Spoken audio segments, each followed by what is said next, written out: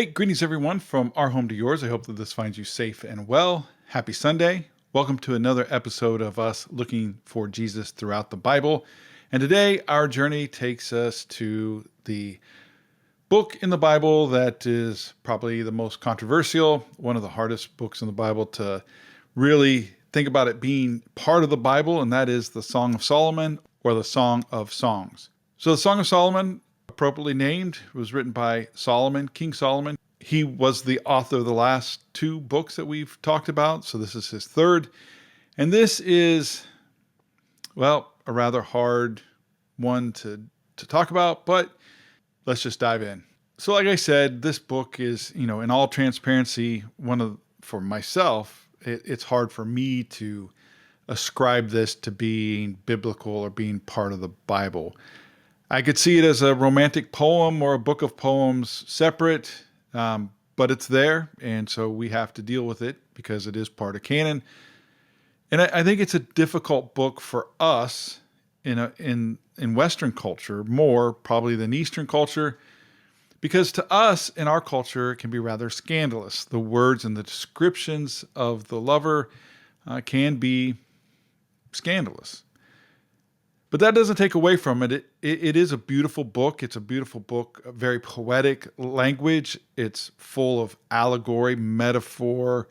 It has a lot of those. I mean, it is just chock full of allegory, metaphor, allusions.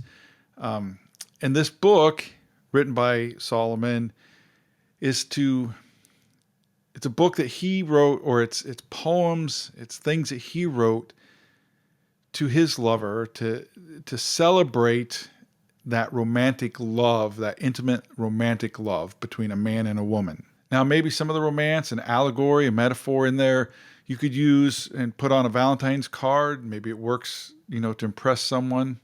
I don't know. But to me, for all this allegory, metaphor, imagery, and romantic language, for it to remain in the Bible, it simply cannot be metaphor, allegory, imagery about a romance between a man and a woman. For it to be in the Bible, there has to be more, right?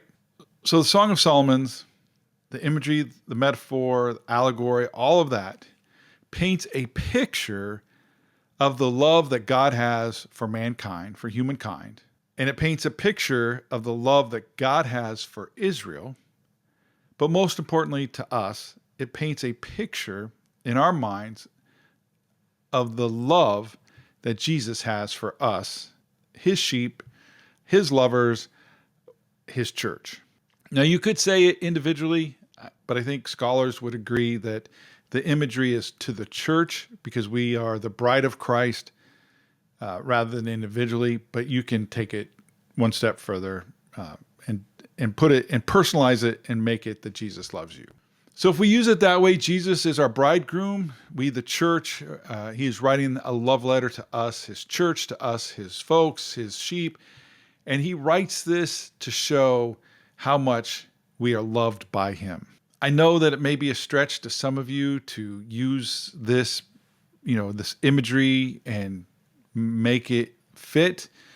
I got that because I struggle with it sometimes, but some of you may see it clearly. Some of you may read this and weep with joy for the love that God has for us, the love that Jesus has for his bride, the church. And it may just resonate because of the romantic predispositions that you may have. This may be the best love letter ever written to you. Because there is no doubt about it, this book is a great love story. I mean, you cannot walk away from reading this book knowing that it's about deep love that one person has for another or that God has for us. But Jesus, his story is the greatest story ever told. It is also the greatest love story that's ever been told or written. And all that romantic language aside, what Jesus did for us on the cross, what he did was the greatest act of love. But I would also argue that his death, as important as it was, more importantly, it is his life, the way that he chose to come and live among us, the things that he taught us, the words that he told us, how he modeled how we should live. The fact that he lived for us, among us, I think shows true love. That living among us is the true love.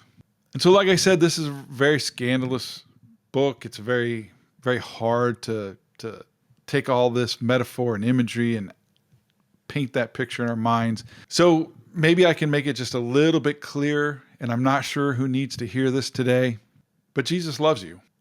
And if you're into all that romantic stuff, read the book. You'll find some great stuff in there that shows how he loves us so much. But if you're not into all that romantic stuff, just know that Jesus loves you so much that he chose to live among us and die for us. Grace and peace to you. God bless you. Have a great week.